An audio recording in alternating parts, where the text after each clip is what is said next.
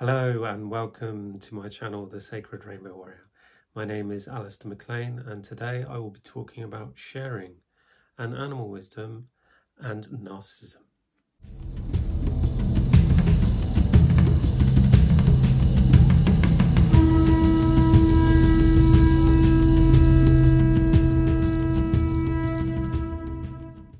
Hello, please like and share and subscribe my video. Help me get this information out there, it'd be great. So today I said I'm going to talk about sharing, animal wisdom and narcissism. So our society is based on bottling everything up. And throughout my journey, I found one of the most powerful tools that I learned, and I learned it the hard way, was sharing. What do I mean by sharing? I mean sharing your shame, sharing your emotions, exposing your own shadow and your darkness. Now, I first started doing this on my journey with friends and anyone who would listen. And as you can imagine, anybody that hasn't got a clue or is in denial about mental health, they just clam up and they don't know what to say, so they just freeze and the conversation just dive bombs, and people change the subject because people don't know what to say and it makes them feel uncomfortable. So I, like most people who seek to improve their mental health, I went and saw a therapist, went through talk therapy, started to understand how to make the unconscious conscious.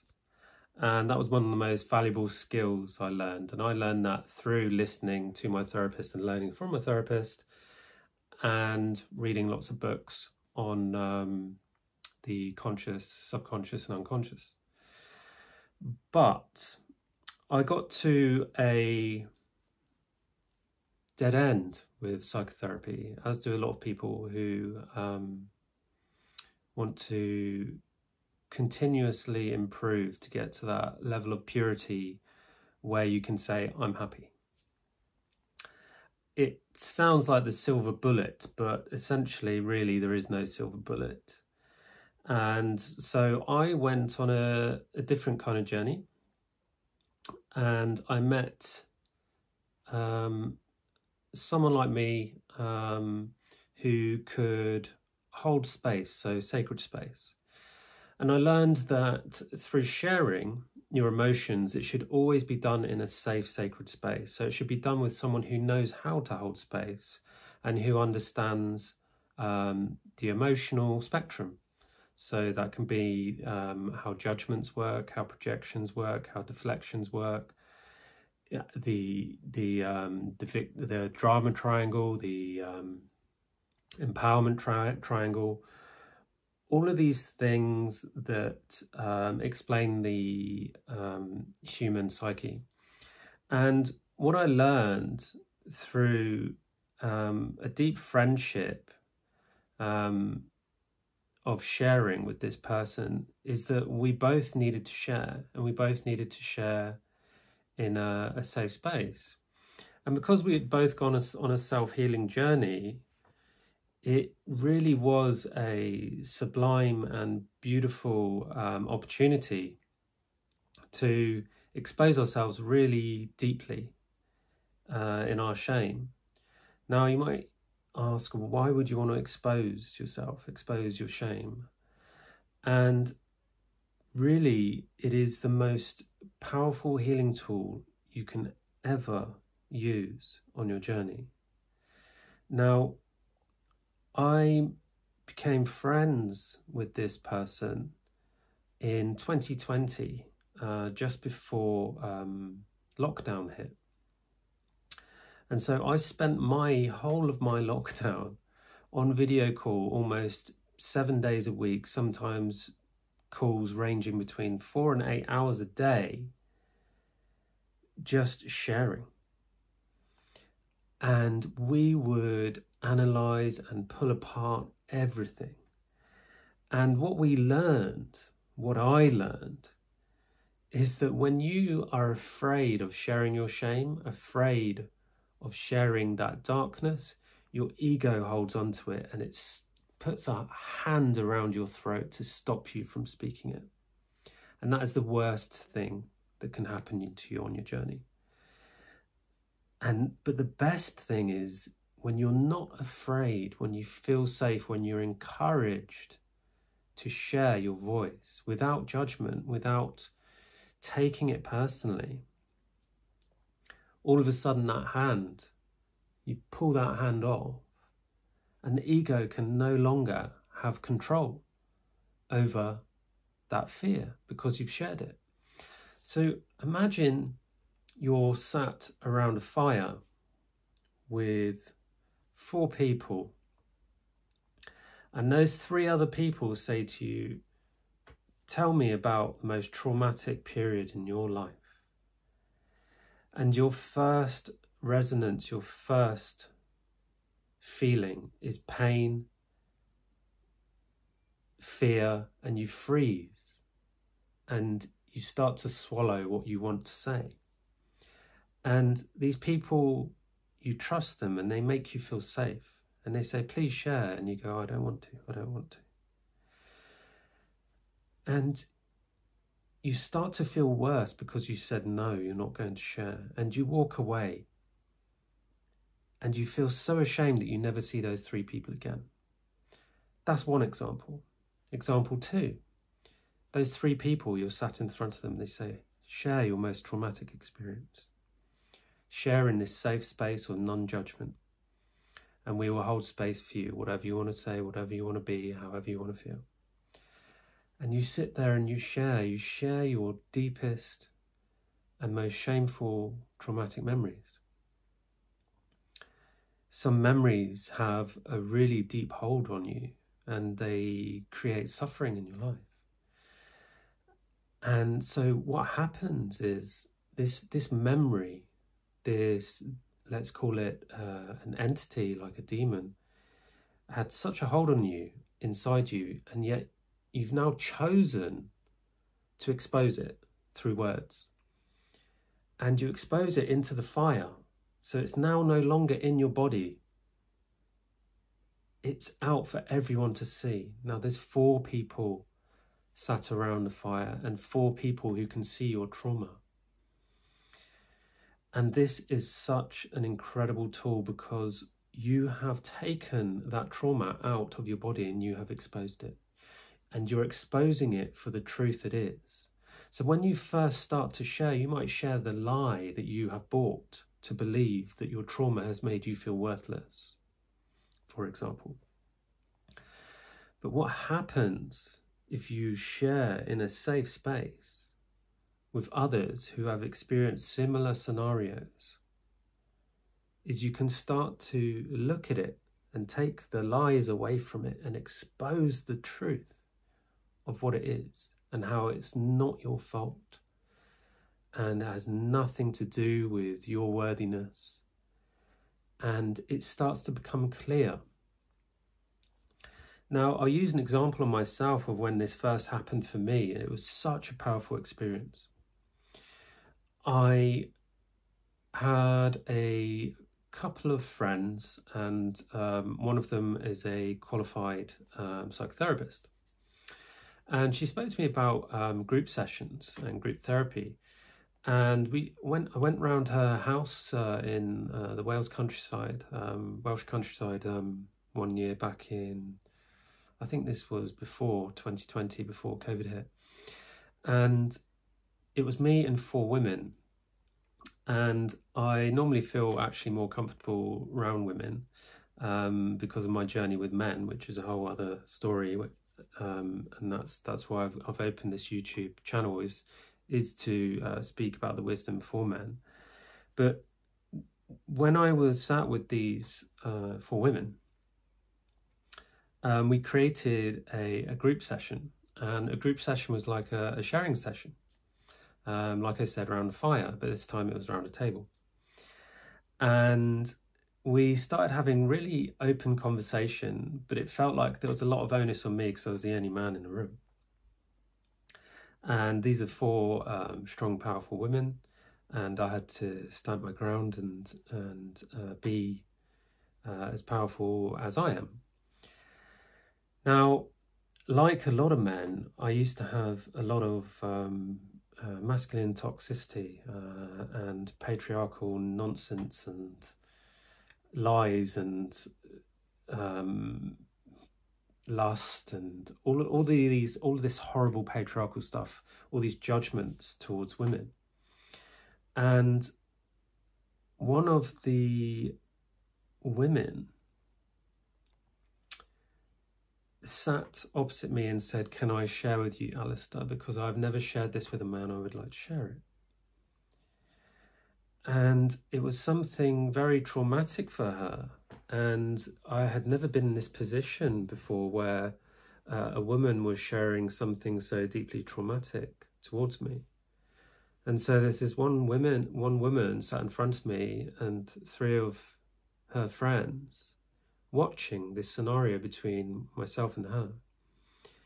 And she confessed to me that she was an escort. She was paid for sexual endeavors with other men. And through my own wounding, I had a huge judgment against that, really big judgment against that. And so when she told me that, I felt this fire in my belly, and I started to go fiery red in my face. And there was this anger in me, this judgment against her of, how could you do that to yourself?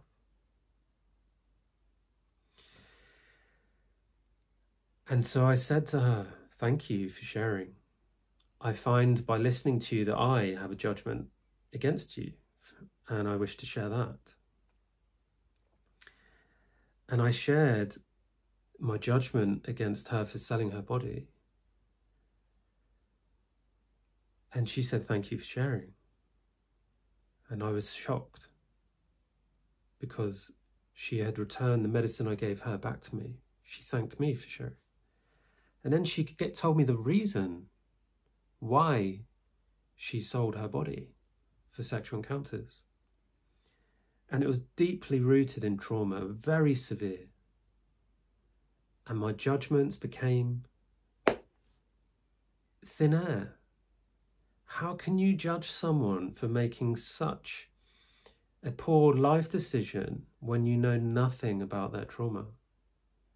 And so I said to her, on the behalf of men, on the behalf of me, I'm sorry.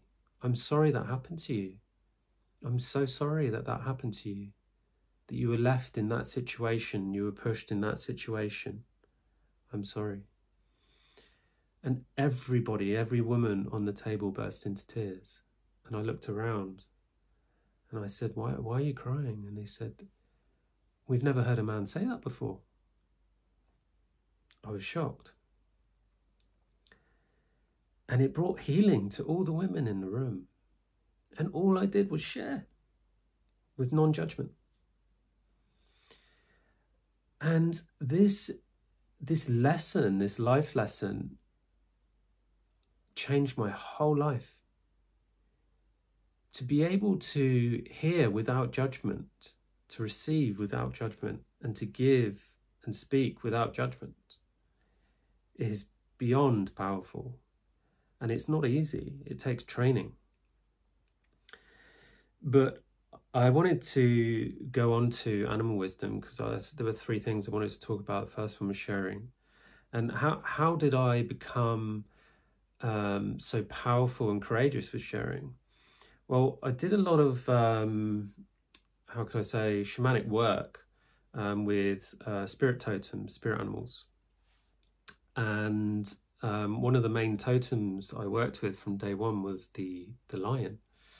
And I understood the lion and the journey of the Wizard of Oz, you know, the yellow brick road, the Tin Man, the Scarecrow, the Wizard, and the lion. And the lion, that's his name, Brian. The lion has a lot of meanings in mythology. A lot of them are inaccurate, but some of them very good. One of them, obviously, from the Wizard of Oz is courage, and the shadow would be the lack of courage.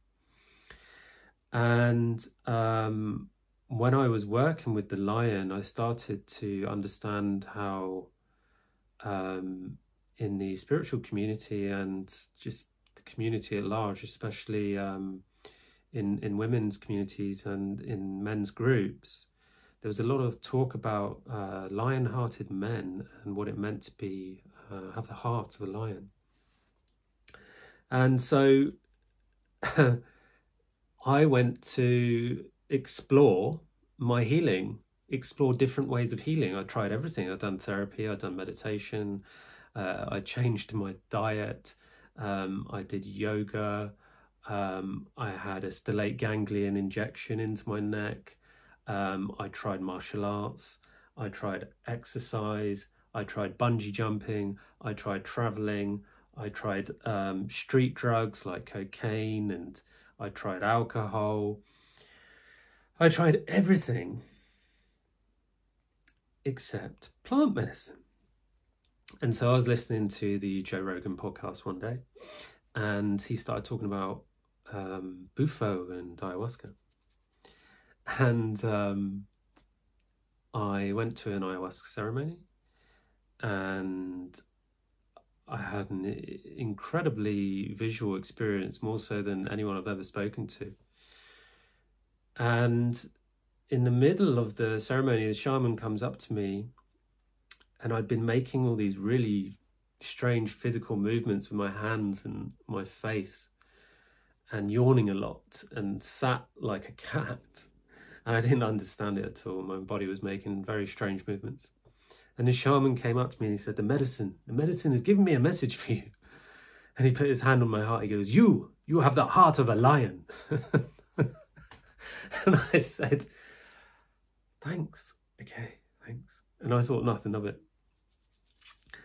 And I started to understand weeks, months, years later, the definition, the true spiritual meaning of the lion and what it means. And it means, in its highest truth, it means devotion.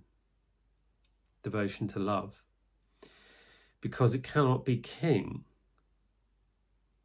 for any other reason than having that great capacity to love. It's complete bullshit that it's king because it's powerful. That's rubbish. It's powerful because it has the biggest heart in the animal kingdom. That is why it is king.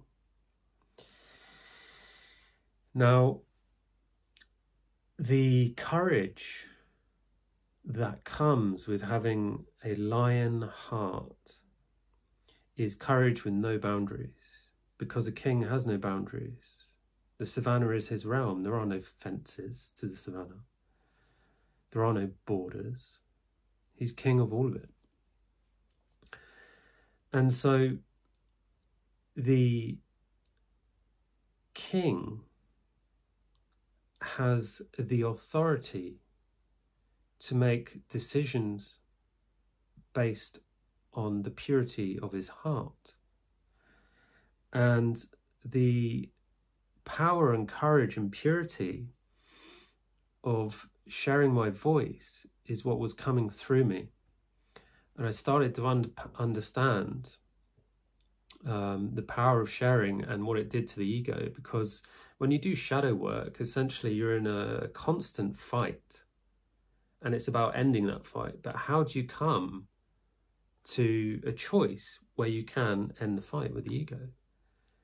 And it feels like a never-ending battle. And so you create this big wall, which I'll talk about in a minute, which is to do with narcissism.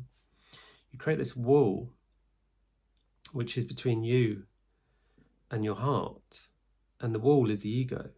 And so you're constantly hitting this wall, knocking down bricks, taking bricks out the wall, and it feels like you're getting nowhere. And the biggest and best way to bring that wall down in large chunks is to share about what is inside those bricks and combine it with forgiveness. And that's exactly what I did with that woman at that table. She shared a big section of her wall. And I said, thank you for sharing, and sorry. And that was like taking a giant wrecking ball to her wall around her heart, opening herself up to more love within her.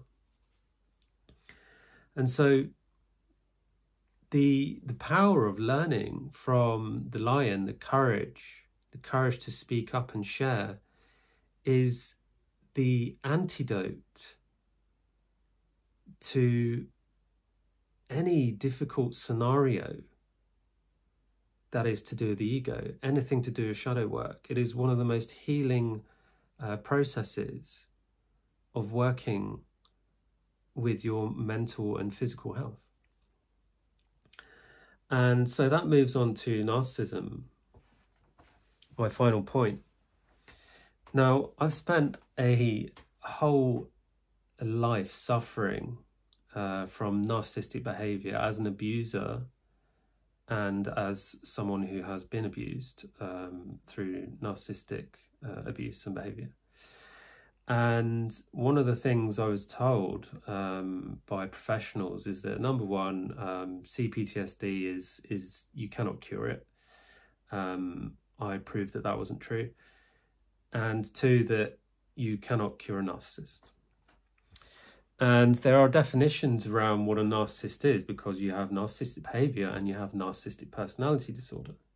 Now, if you're a professional therapist, then you're going to start quoting the DSM, the book of rules that says you cannot have narcissistic personality disorder unless you have this, and this.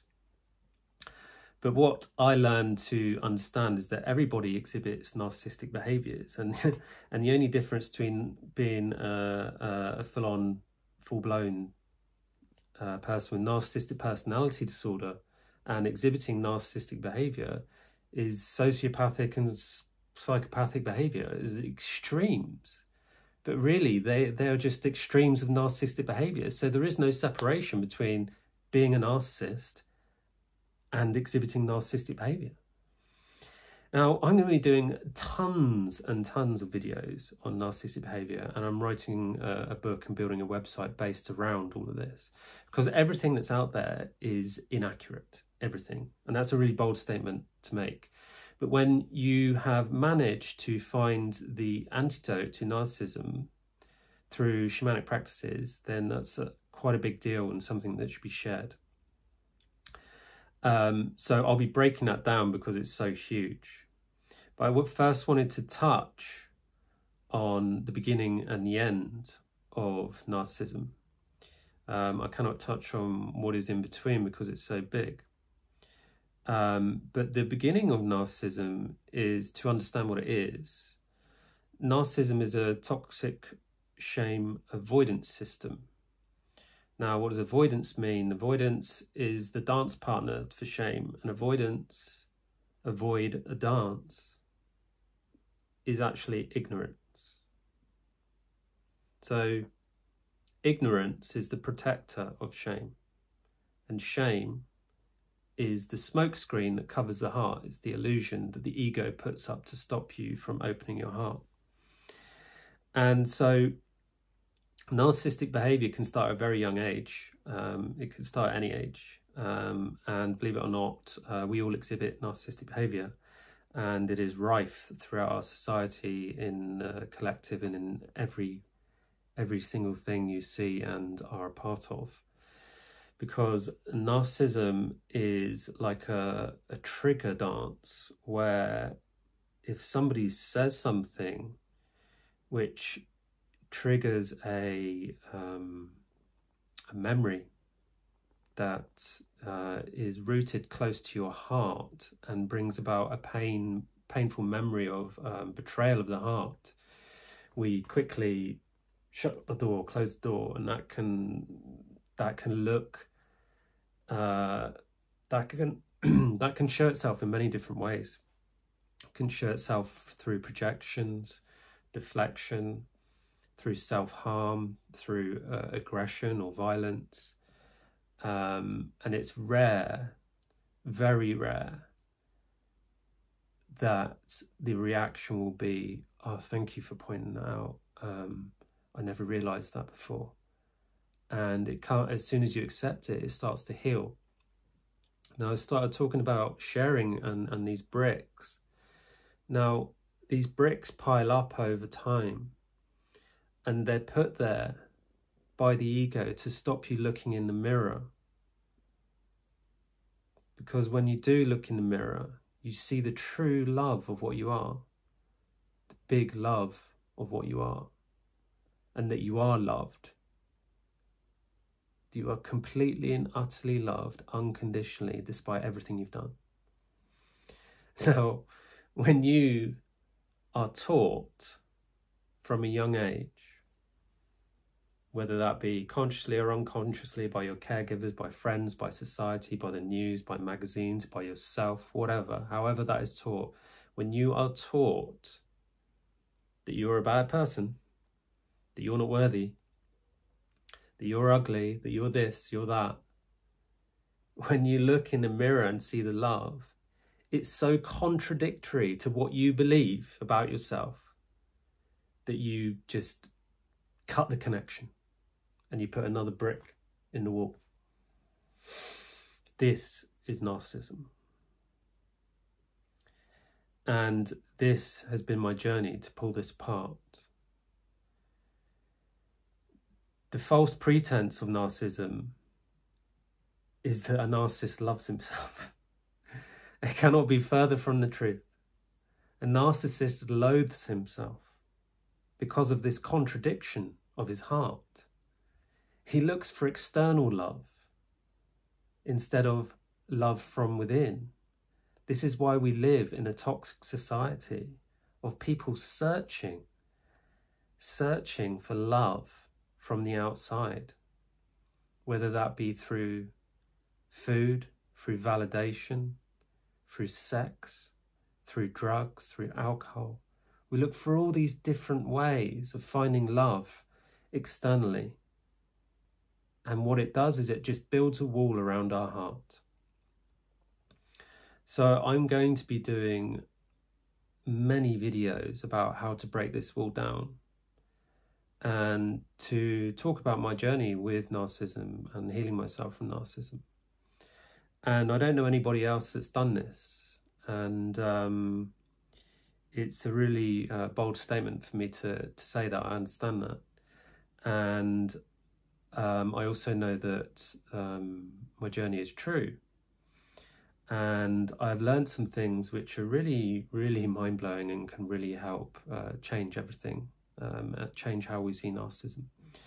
And so I wanted to get this video out, and it's difficult for me because I've never had to share my voice around this. And it's difficult to share my voice after going so deep in my journey. I've gone deeper than anyone ever would dare to go. I went deep, deep, deep, deep into the roots. And I just want to acknowledge that my presence and my videos is something that's going to happen slowly, because I am still working on the courage to share my voice over video in public. I'm used to doing it in small groups, and so to share out to the public, the collective, is a big thing for me. And so I'm going to be doing lots of long videos, lots of smaller videos, and I'm going to be working unison with my partner, who has also got her own journey through narcissism, and I'll talk more about that, and we'll be doing videos together.